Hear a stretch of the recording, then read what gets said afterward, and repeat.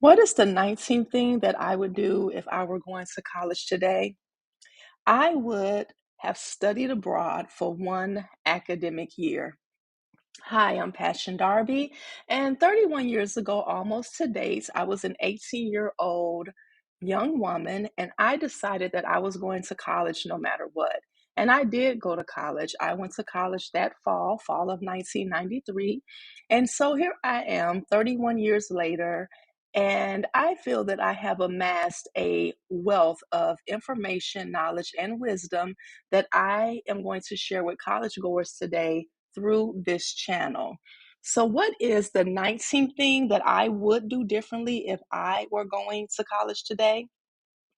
I would definitely have studied abroad for one academic year.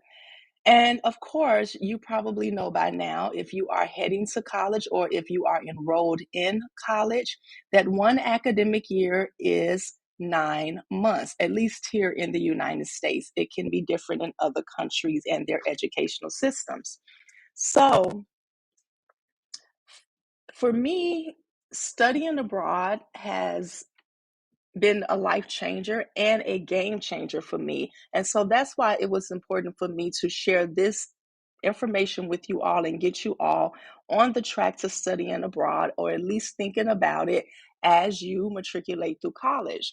Now, regarding my own study abroad journey, I did not know that study abroad programs and international education programs were available when I was an undergrad.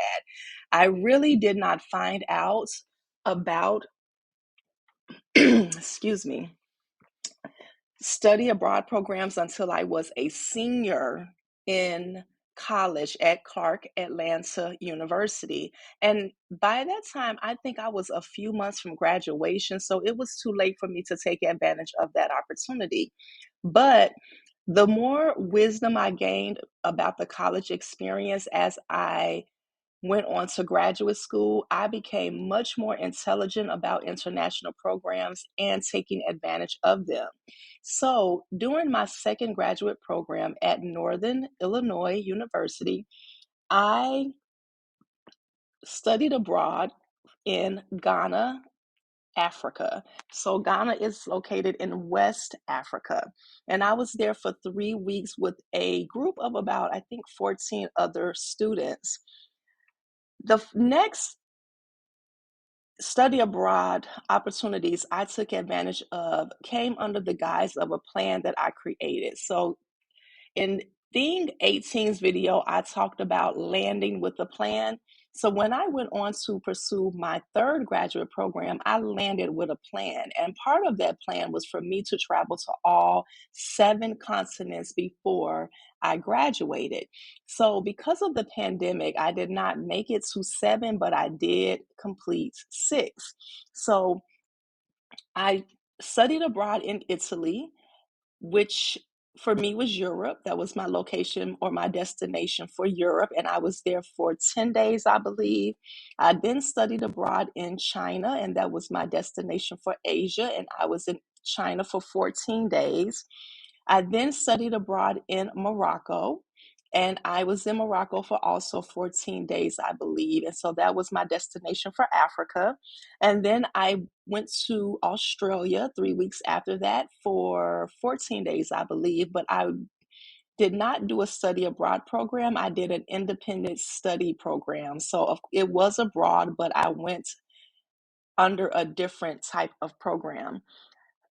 After that, I went to a experiential learning program in Mexico, and I was there for 10 days, I believe. And then after that, I went to an alumni travel program where I did not earn credits. I earned credits for the other programs, but for this program, which was in Ecuador, my destination for South America, I did not earn credits, but we did have short seminars that we had to take or could participate in. So it was ultimately a learning experience. So, through my study abroad journey, the only continent I did not study abroad in or do some sort of academically related program was in Antarctica. But believe me when I say it's on the way. So, by the time I am 50 years old, next year, I would have probably gone to all 7 continents, just to give you a little heads up. So, how would I have done that differently? If I knew what I know today and I were in undergrads going to college today, I would have studied abroad for 1 year, 1 academic year, 9 months in Mexico. Why would I have done that? Because I look at college as a, a business, and I look at myself as a business. And to me, college is business, not I'm not there to hang out. I am there to acquire a skill and to take advantage of opportunities and resources that will help me to best promote that skill. And so, because I interact with a lot of Latino students in my work, it would have benefited me to be fluent in Spanish. So I would have looked at it like that. I would have made a logical decision, which I talked about earlier in this series, instead of an emotional study abroad decision. Now, if I had chosen with my emotions, of course, I would have studied abroad for 1 academic year in an African country, or a country, I shouldn't say African country, a country within on the African continent, because that is where my heart is. But college is not about your heart. And as I tell my first year experience students, there are no emotions allowed on the college chessboard. So when you are in college and you're playing the college game, you leave your emotions at the door, leave your emotions in the dormitory room or the residence hall. But when you're out on that field, you're out on that campus, it's business, not personal. So I would have made a business decision and I would have studied Spanish in Mexico. Given that I had already studied Spanish in high school, I would have advanced that and became fluent, giving that the knowing that I would be working with students who were native Spanish speaking students. Now, I have my notes as always. I want to share with you some benefits of studying abroad for 1 academic year. So, as you can tell, while I was able to really make up for not studying abroad in undergrad, and I was able to go to 6 continents using short-term graduate study abroad programs, there really are good benefits to studying abroad for 1 academic year, and that's why I am planning right now to study abroad for an academic year very soon. And I'm going to share some of those benefits with you so you can see why this is important. Number one, language development. So if you are going to acquire language skills, you need to immerse yourself within the host destination and try very hard to only speak in the language that you are trying to acquire. Number two, global citizenship. I consider myself a global citizen. I have actually lived in Ghana, Africa, not just studied abroad. After I studied abroad, I went back and I lived there for 4 months. It was amazing. So I feel that I'm a global citizen. And in today's day and age, all of us need to be global citizens. The world is very small and interconnected globally now. Number three, it improves your communication skills, because just like we American citizens think that people who are not American citizens have accents. Guess what? We have accents to them, to their ear. So it is best for us to develop communication skills by learning to communicate with international people and multicultural people and people who speak different languages than you, and people who will require you to be a better listener, because sometimes when I'm talking to my international friends, I have to really listen with both ears and both eyes so that I can understand them. Number four, career marketability. So I think I shared in an earlier video in this series that when I give my resume out to a potential employer, that is the first thing they ask me about: my global studies and my travels around the world. It really does make you stand out.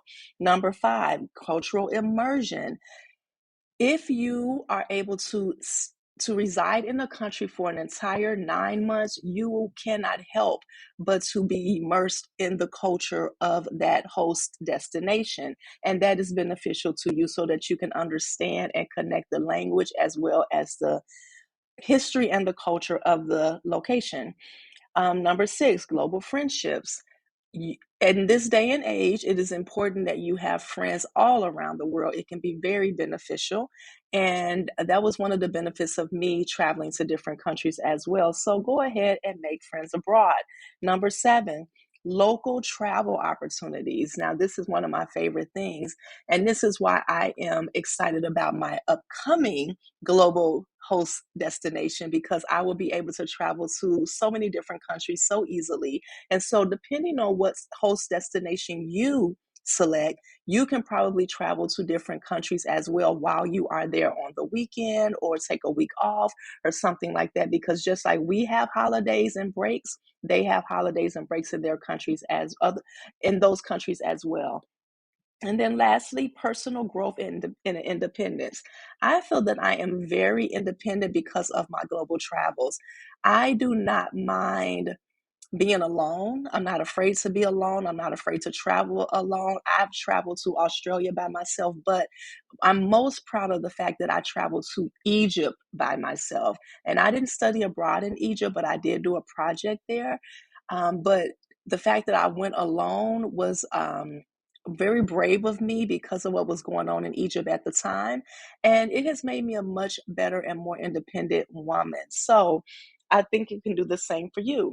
So, how can you prepare to study abroad for an academic year if that is something that you want to do? And I really hope that it is.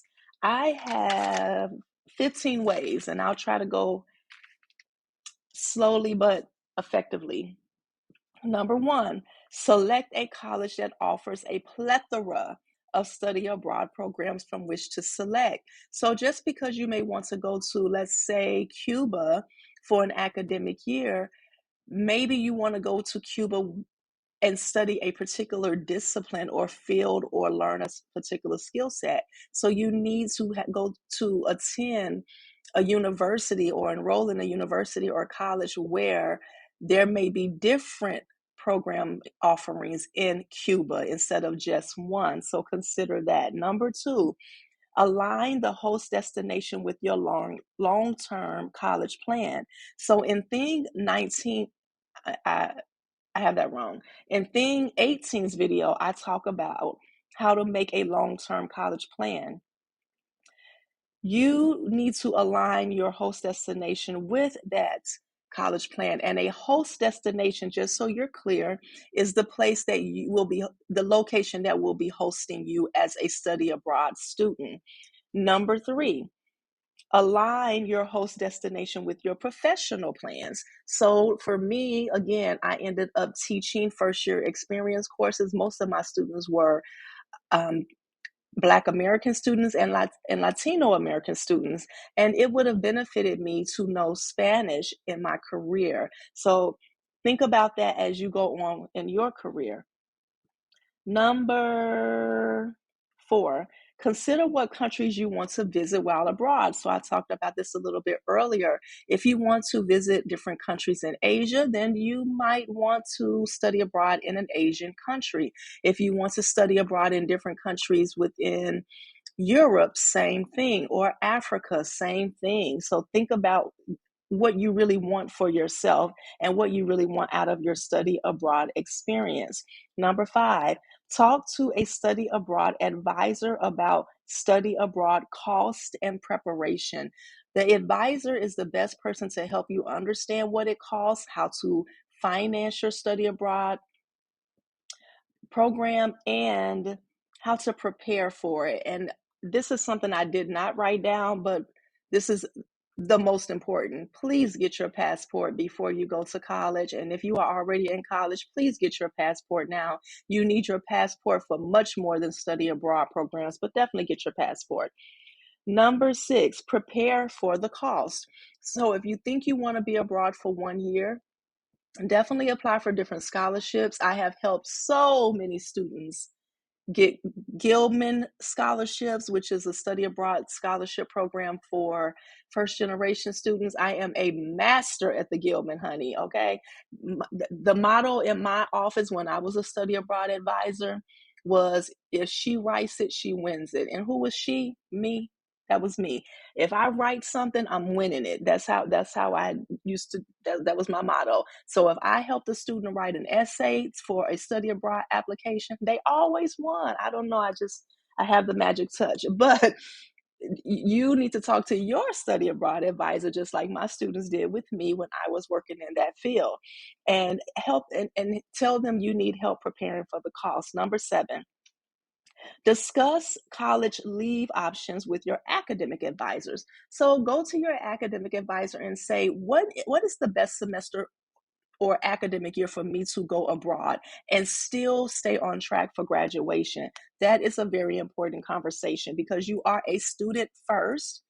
So there's no need for you going to study abroad if you're not going to do well in school. You need to do both.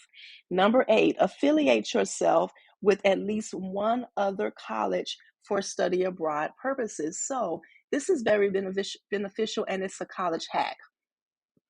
When my university at the time, University of Illinois Urbana-Champaign, was still on the fence about restarting their study abroad programs after the pandemic, my other university that I stayed affiliated with but had already graduated from, Northern Illinois University, was full steam ahead. They were back on the ball with study abroad programs, and I was able to go to both Mexico and Ecuador with Northern Illinois University, while University of Illinois Urbana-Champaign was still trying to figure things out. So that's a college hack for you. Number 9, plan to earn credits while you are abroad. Don't waste the time. So while you are there, try to earn 3 to 9 credit hours so that it can go on your transcripts. The experience can go on your transcripts. The credits can go on your transcripts, and it can get you closer to graduation. Number 10,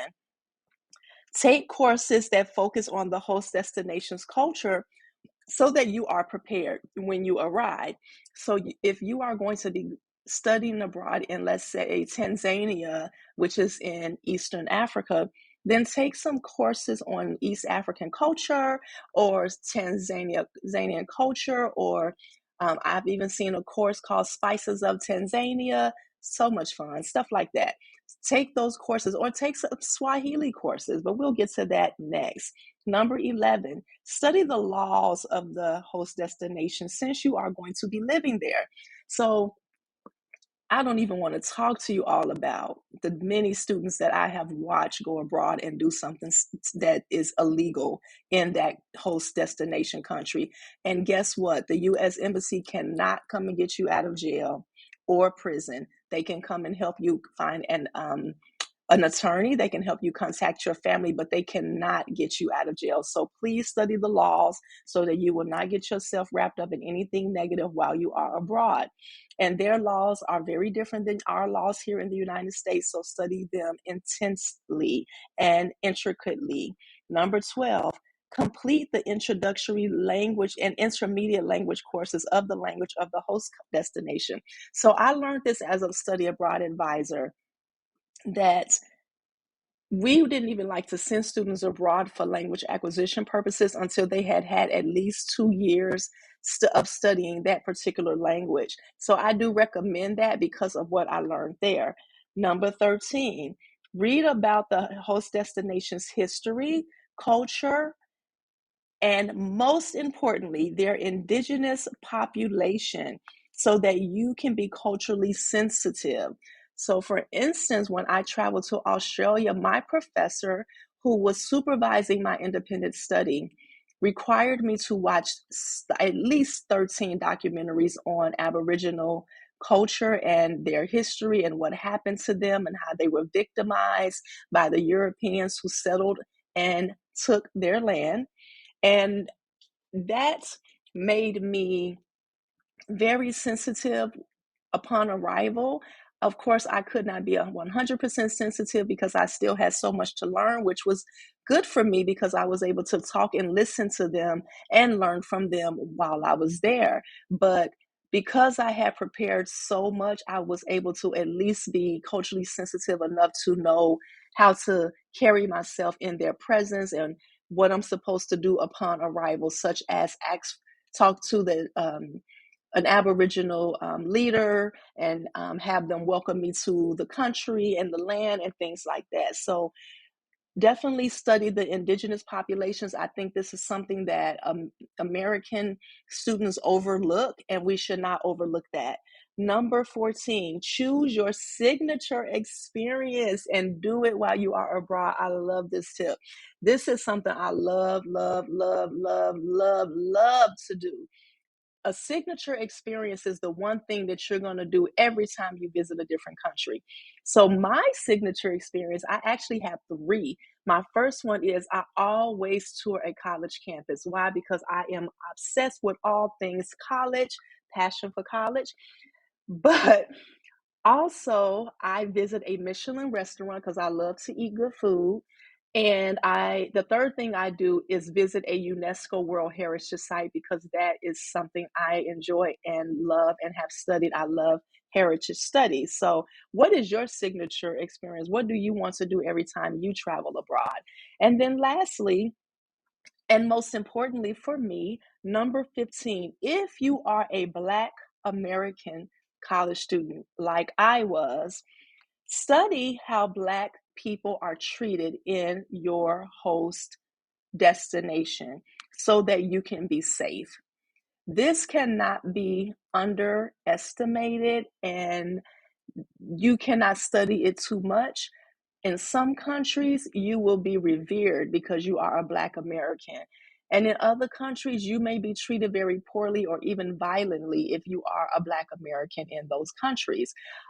For me, when I traveled to China, I was highly offended with Chinese people asking me to take a picture with me as if I was a spectacle, asking to touch my hair, and taking pictures of me without my permission.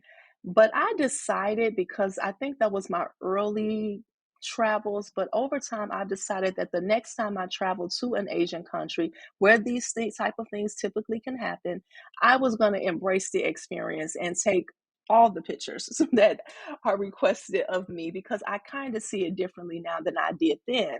But I did not know that tip, that I would be treated that way when I was in China.